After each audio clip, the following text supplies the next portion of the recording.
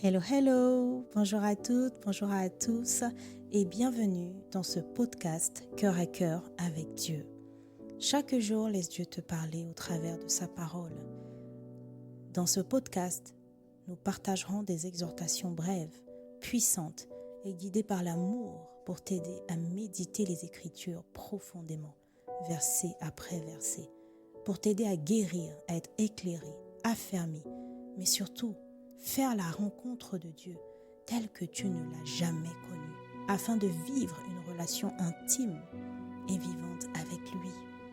Alors installe-toi bien, dispose ton cœur, dispose ton environnement, dispose tes pensées. Nous entrons dans sa présence. Bonjour, bien-aimé. Je suis dans la joie parce que c'est le jour que l'Éternel a fait. Et nous voulons démarrer ce message ou ce jour parce que nous sommes lundi matin, précisément le 31 mars 2025.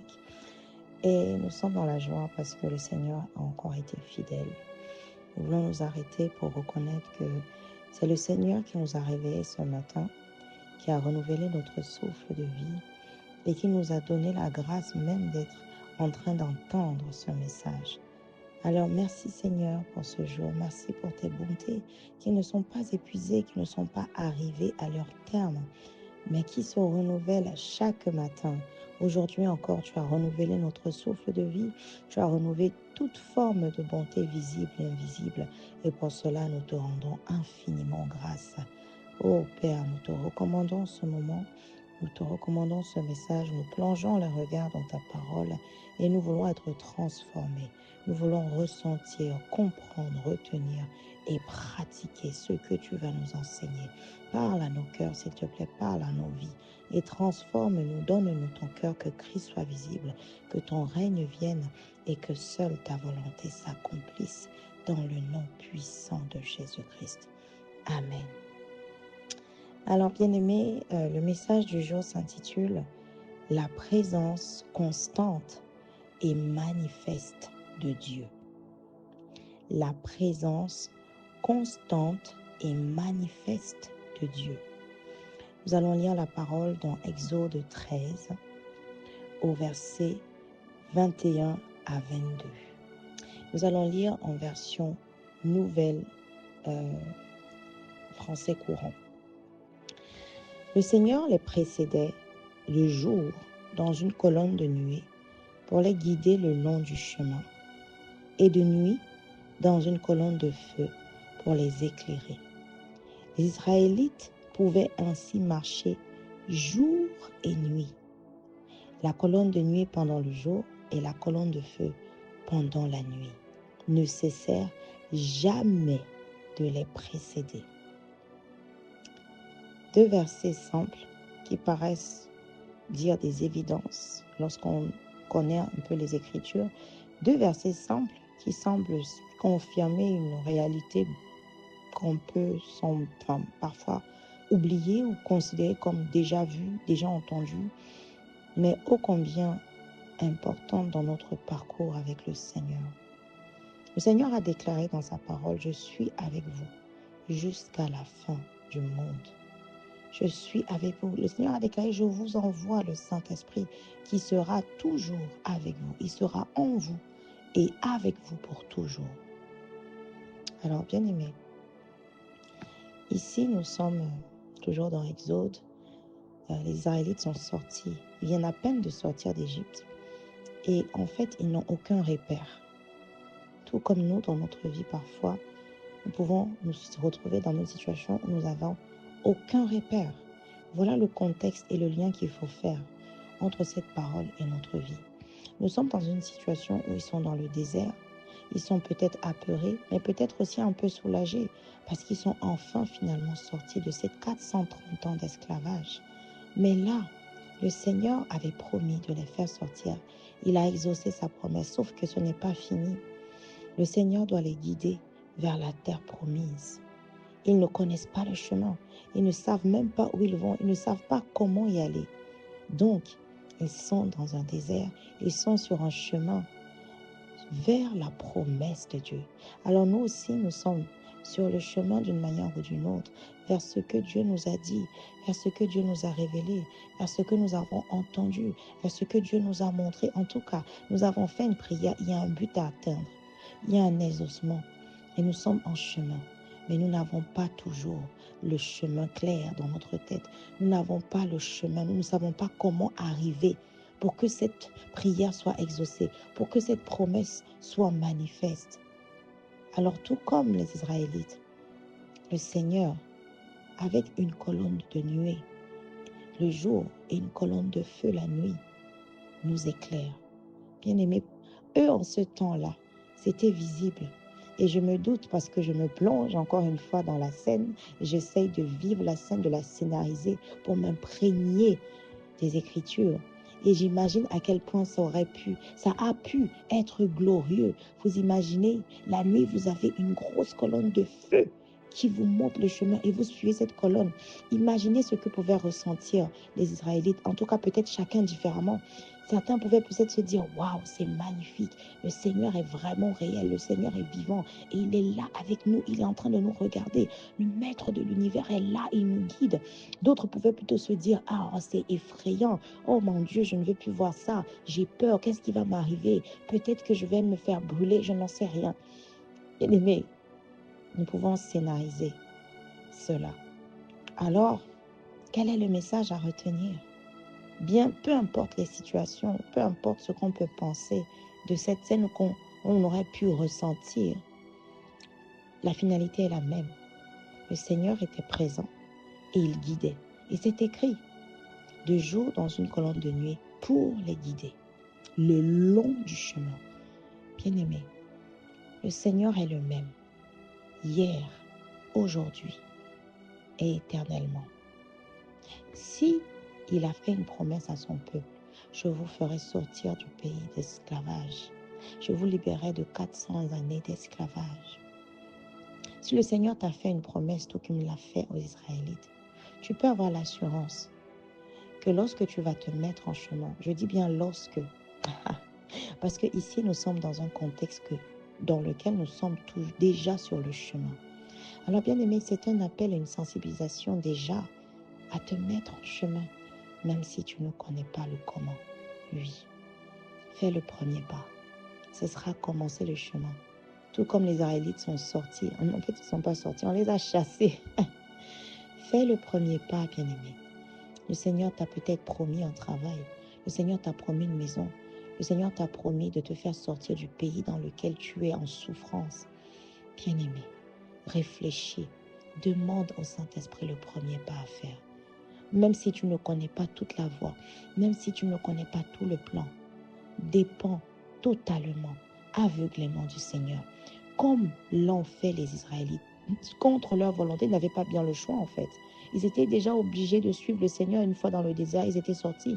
Ils n'ont pas eu une carte, ils n'ont pas de GPS, ils n'avaient pas de plan, de feuille de route. Non. Bien-aimés, aujourd'hui, je voudrais que nous puissions prendre conscience que quand le Seigneur nous fait une promesse, lorsque nous lisons une parole, nous avons une révélation prophétique, c'est à nous de faire le premier pas, sans avoir comme excuse, je ne connais pas, je n'ai pas le plan, qu'est-ce que je dois faire? Bien aimé, ça ce sont des ruses de l'ennemi pour nous empêcher d'avancer dans le chemin vers la promesse. Ensuite, deuxième point, nous pouvons avoir la conscience que Dieu nous guide en fait. Dieu ne peut pas faire une promesse et ne pas guider et nous laisser tomber en milieu de chemin. Non, Dieu ne l'a pas fait pour les Israélites. Il ne le fera pas pour nous parce que Dieu n'est pas un menteur. Dieu ne change pas. Il est immuable. Son cœur ne change pas. Il est amour. Il est bon. Il a des projets de paix et non de malheur pour nous. Il ne peut pas nous abandonner. Dieu dit, je serai avec vous jusqu'à la fin du monde. Il n'est pas un menteur. Il dit, je ne vous abandonnerai point. Ah, Seigneur, aide-nous à avoir cette conscience en tout temps, que tu es présent. Regardez, bien-aimés, ce qui est écrit ensuite, dans le verset 22 à la fin. La colonne de nuit pendant le jour et la colonne de feu pendant la nuit ne cessèrent jamais de les précéder. Bien-aimés, avant même que le Seigneur t'annonce la promesse, avant même que tu ne formules ta prière, le Seigneur a déjà préparé la réponse. Il t'a déjà précédé. Est-ce que tu en es conscient? Et est-ce que tu le crois? Les Israélites, eux, on va dire que ils pouvaient même ne pas croire, mais le Seigneur avait déjà décidé.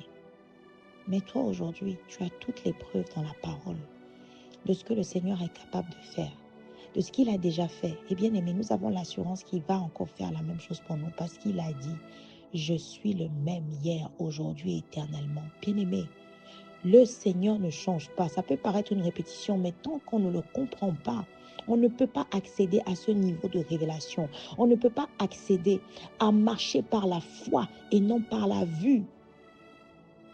Nous devons marcher par la foi et non par la vue. Ce que Dieu a dit, il le fait. Il a dit, je vous libérerai de l'esclavage. Il l'a fait, c'est déjà fait. Nous sommes juste aujourd'hui en train de lire ce qu'il a déjà fait. Ça veut dire qu'aujourd'hui, si tu as promis quelque chose, il va le faire. Assurément, il n'y a aucun doute, bien-aimé. C'est important de se le rappeler. Nous pouvons avoir l'assurance qu'il est constamment présent. La colonne de nuit et la colonne de jour n'a jamais cessé d'être avec eux. Ça veut dire que Dieu a fait une promesse. Il les a fait sortir sans plan. Il n'avait pas besoin de leur donner le plan. Eux-mêmes, de toute façon, ils devaient sortir. Et il s'est assuré de ne pas les laisser une seule seconde, bien-aimé. Dans ton chemin, si tu es déjà en chemin ou si tu n'as pas encore le chemin, sache que tu ne dois avoir aucune forme de peur. C'est une ruse de l'ennemi pour t'empêcher. Pourquoi? Le Seigneur non seulement t'a précédé, mais à chaque seconde, chaque pas que tu feras, même si tu ne connais pas le chemin, ce n'est pas ton rôle. Lui, il a le chemin et il te donnera le prochain pas, l'un après l'autre. C'est une invitation à dépendre totalement du Seigneur dans notre marche avec lui, à chaque instruction donnée, à chaque vision révélée, à chaque parole prophétique. Que ça semble dur ou pas, qu'on ne sache pas comment s'y prendre ou pas. Tu as un projet que le Seigneur t'a mis à cœur, tu ne sais pas comment le lancer, bien aimé. Le premier pas, c'est lequel? Fais juste ce maigre petit pas. Ça peut être une recherche sur Internet, ça peut être une conversation à avoir, ça peut être une prière que tu fais. C'est un pas, parce qu'au moins tu montres que oui, Seigneur, j'ai reçu et j'accepte la promesse, j'ai reçu et j'accepte la vision. Et voici mon premier pas. Quel est le suivant? Parce que cette colonne de nuit et de jour, bien aimé, elle est aussi pour nous. Et elle va toujours nous précéder, comme elle l'a fait, comme ça a été le cas pour les Israélites. La présence constante et manifeste. Bien aimé, pourquoi manifeste? Parce qu'une colonne de jour, une colonne de nuit, une colonne de feu, c'est fait du bruit, c'est très visible. Eux, c'était palpable, bien aimé, mais nous devons prier pour avoir le discernement, mais surtout, nous devons prier pour ne pas être distraits lorsque le Seigneur va nous montrer le chemin. Parce que assurément, vu qu'il n'est pas un homme pour mentir, vu qu'il va nous précéder, parce qu'il ne nous abandonnera jamais, parce que le Seigneur ne peut pas nous envoyer sur un chemin, non seulement sans nous équiper, mais aussi sans nous précéder et nous garder, parce qu'il est le même, il l'a fait pareil déjà. De la même manière, lorsque le signe viendra, bien aimé, ce sera à nous, comme les Israélites, de regarder à cette nuée. Donc il faudra regarder à ce signe en fait. Mais si nous sommes occupés dans le travail, nous sommes occupés avec les amis, les soirées, les détentes, les distractions diverses de ce monde actuel, nous n'allons pas voir le signal, le chemin, la prochaine instruction, le prochain pas. Nous pouvons le rater. Alors c'est une exhortation, une interpellation à parfois revenir au calme, à lever la tête pour entendre, pour écouter, pour voir, pour sentir en fait.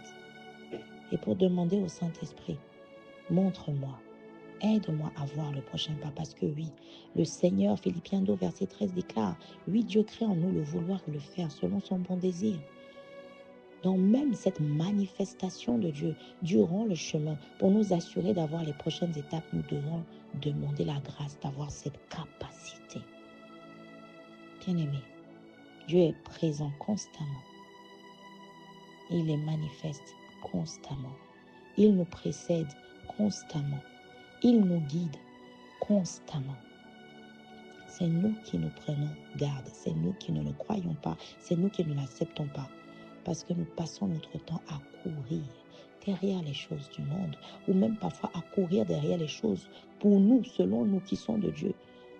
Mais en réalité, nous ne nous arrêtons pas assez pour sentir sa présence, pour observer chaque signe, chaque situation, pour voir au travers de ses yeux et avoir la conscience et la joie que, ah oui, je suis d'accord, je le vois, le Seigneur est vraiment avec moi. Bien-aimé, je prie que ce soit ta dimension. Je prie que tu accèdes et je déclare que tu accèdes à cette dimension où chaque expérience que tu vis, que avant tu prenais banal, que tu prenais charnellement, tu prennes conscience que c'est un clin d'œil du Seigneur. Et que tu prennes conscience que chaque expérience que tu vis a en réalité une pièce du puzzle vers l'exaucement que tu attends, vers la promesse que tu as reçue. Alors Seigneur, merci. Merci de nous donner la grâce d'arriver à cette dimension. Donne-nous la grâce chaque jour, Seigneur, jusqu'à la fin de nos jours, de marcher et de vivre avec la conscience de ta présence constante, avec la conscience en réalité que tu ne peux pas nous abandonner, tu n'es pas comme ça. Donne-nous la grâce d'accéder aux profondeurs de ton cœur et donne-nous ton cœur, s'il te plaît. Que nous puissions marcher en paix, que nous puissions dépendre totalement de toi, sans crainte, sans doute, Père. Éloigne de nous toute forme d'incrédulité, éloigne de nous toute forme de distraction.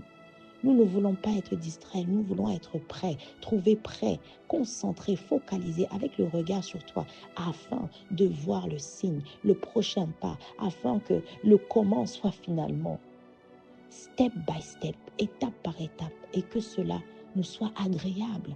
Oui, Seigneur, tu es manifeste, mais c'est nous qui ne voyons pas. Alors donne-nous la grâce de voir ta manifestation. Donne-nous la grâce de voir tes signes, Père. Donne-nous la grâce de regarder à toi et à toi seul.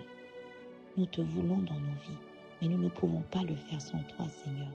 Comme tu le dis dans ta parole, dans Jean 15, au verset 5, sans toi, nous ne pouvons rien faire. Sans toi, nous ne pouvons pas avoir la conscience de ta présence constante. Sans toi, nous ne pouvons pas avoir la conscience que tu es manifeste. Alors aide-nous à te voir tel que tu es dans nos vies, chaque jour de nos vies, dans le nom puissant de Jésus-Christ, Père, pour ta gloire. Merci, Seigneur, au nom de Jésus. Amen.